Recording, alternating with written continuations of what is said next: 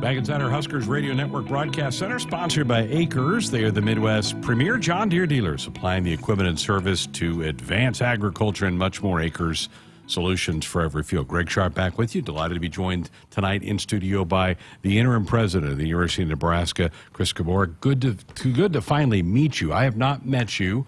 Thank you for coming in and stopping in tonight. I'm glad you've survived winter's blast that we've had here the last 2 weeks. What was that? That was crazy, wasn't it? Likewise, it's an honor. You know, I've listened to you for so many years on the radio, and it's an honor to be here. But yeah, I mean, I'm a lifelong Nebraskan, so this is even unusual for what I remember. But we got through it, and you know, it looks like the weather's going to improve here going out, so I'm excited about that. Exciting week. Got school going again back on campuses, right? There's just a different buzz around campuses when their students are back. The greatest part of being part of this institution, whether you're the president or any position, is getting to interact with those 50,000 students across our system. And you're right. It's great to see our students back on campus. Just a different energy, a vibe. I was downtown in the Haymarket before the game last night, and the place was just buzzing, and it just kind of lifts up the whole city. So great to see them. You know, some exciting things happening. Opening of Kiewit Hall on campus, and you know, the Husker win last night. You know, great start of the semester. Kiewit Hall is the new home of the College of Engineering here at UNL. We're going to talk with the Dean of Engineering, Lance Perez, at a halftime interview coming up here in a couple of days. I've driven by it, have not been in it. I think you've been in it. It looks like a spectacular new building here on the UNL campus.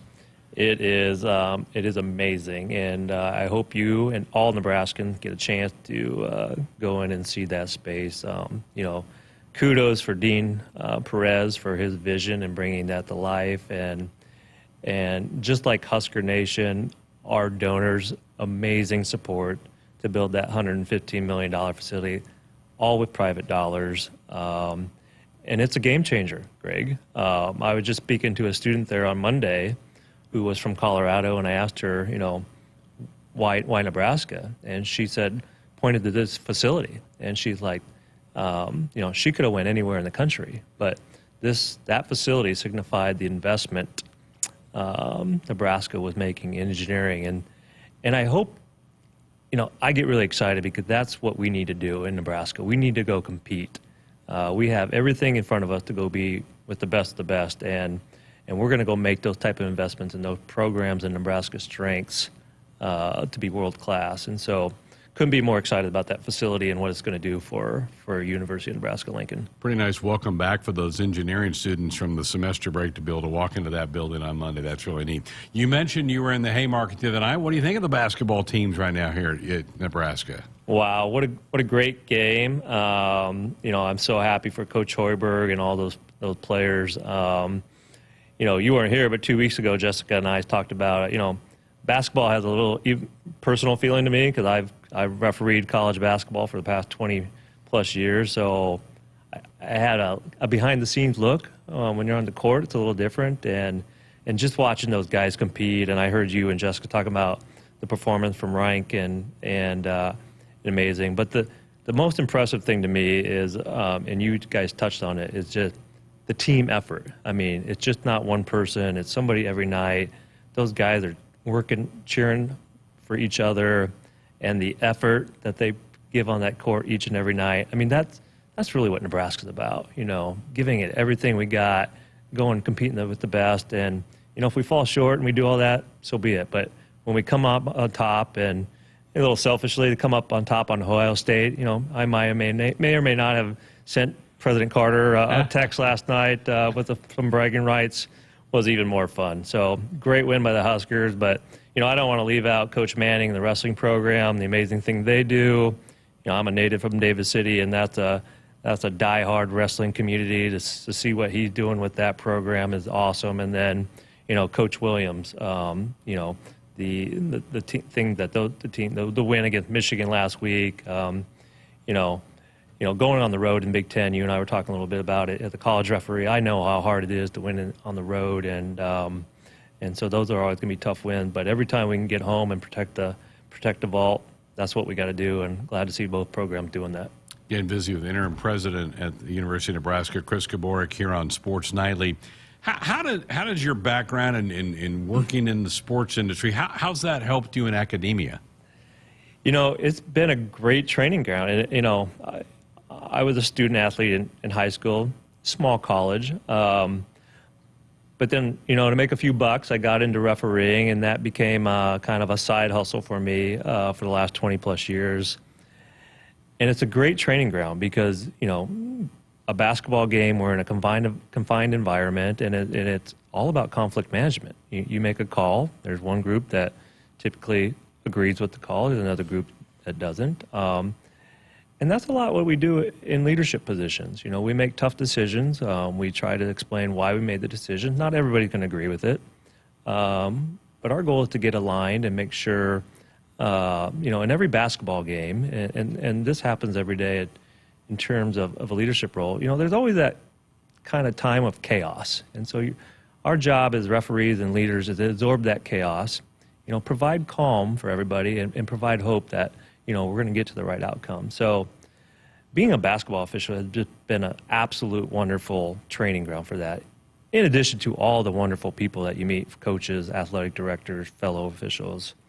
But I also am a dad of 3 boys, and they're all active in sports. And so, of course, I nothing to the level like Coach Hoiberg or Coach William, but did some coaching, particularly in the baseball and basketball club levels.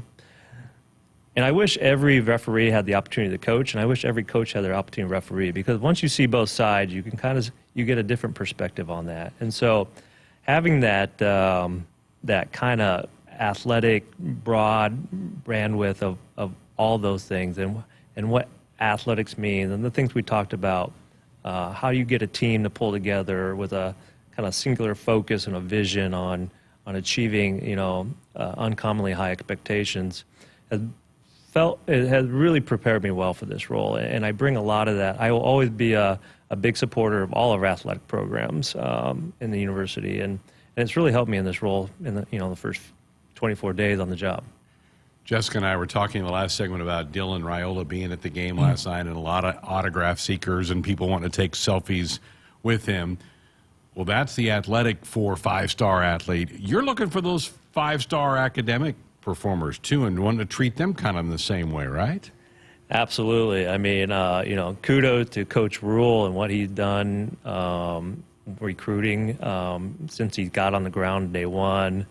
I think it's been tremendous how they've gotten out to all Nebraska and to meet us. But, I go back to Coach Ravel and getting Jordy Ball and, Coach Williams and the Husker recruit she getting Kennedy Williams, and as the referee, it's just fun to see former athletes, Sam Hoiberg, Alexa Markowski, kids from Nebraska having success in Nebraska on the athletic field is really that just feels good. But so I ask our team, why not take a page out of the playbook from these coaches, and why don't we carry that over to our bread and butter, our academic mission? Why don't we go recruit 5-star student athletes really, really hard?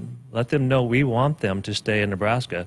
They can go anywhere across the country, but, I've heard Trev talk about this. I truly believe the University of Nebraska, we are set up for so much success. We have the right resources, the leadership team. You can come here and be the very best version of yourself and whatever that is you want to be. So my job, at least in the interim, is to go out, really reconnect with all the Nebraskans, make sure all these kids and their parents know that we want them here at the university if this is an opportunity for them. And we're going to work every day hard to let them know that, if they're working hard, we'll make sure they have an opportunity here. The age-old argument is, what the athletic achievements get a lot of the headlines, but the basis of a college and a university is the academic side. Do you see a connection between the two? Should there be the two connected? Absolutely. I mean, a lot of discussion about investment in academics and versus athletics, but it's never been a zero-sum game in my mind, where an investment in athletics is taking something away from academics.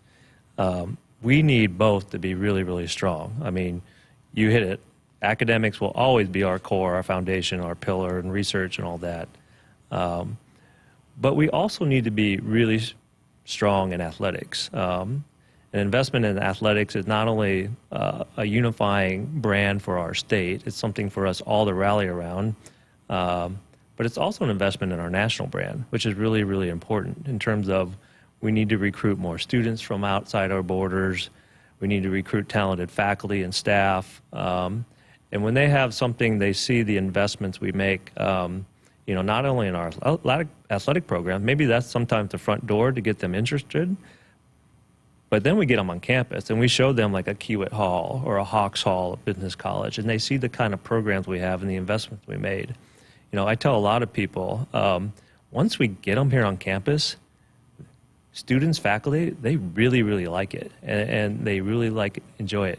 It's sometimes getting over that stereotype that, we're in the middle of the Midwest and we're in the middle of the cornfield. But so a strong athletic program will always be a high priority while I'm here.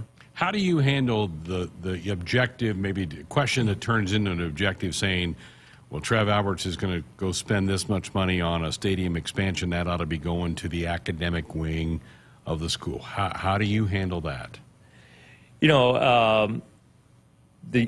It's all about priorities and what are we going to be what are our strengths and what are we going to go invest in? And so an investment in athletics is not necessarily taking away an investment in the academic side. It's complementing each other. So I never look at it in that views that, one is taking something from the other. Kind of as I said, if we can make a strong investment in the stadium and other areas that's good for our fans, who knows? That might attract somebody who walks by Kiewit Hall and takes an interest in that program and sees what's going on there. Maybe a young fan or their parents or anything like that. So they're complementary in my mind, never competing. But at the end of the day, it's all about priorities. And that's what we're doing each and every day. We're having some really candid discussion with ourselves about what we should look like going forward. And those conversations are always uncomfortable. But, our job is to align around a vision and what our priorities are going to be and what are we going to be really, really strong in Nebraska. Because I'm a true believer that a strong university is critical for a strong state. And so that's what we get up every day thinking about. Fantastic. What's the next few weeks look like? I know the legislature is now in session. You may be busy doing some of that. What is on your plate? Yeah, so, we're really busy, particularly me and being new in the role and making and rebuilding those relationships with state senators. And, I can't thank enough the support that the state taxpayers, through the legislature, through Governor Pillen, give the university. It's kind of like Husker Nation. It's really unlike anything across the country in terms of the support they give us. So we will spend a lot of time with our policymaker friends, and then we have a board meeting come up in a couple of weeks, so we're getting prepared for that. So lots on the agenda. School starting this week, so that's always fun too. So never a dull moment at the university. So each and every day it's really fun to wake up and go get to work. Well, President Kabourek, great to finally meet you, and looking forward. We're going to do this a couple times a month. Looking forward to our chats here in the coming months. Likewise. Thanks for having me. Chris Kabourek with us here on Sports Sonic. We're back with more coming up next.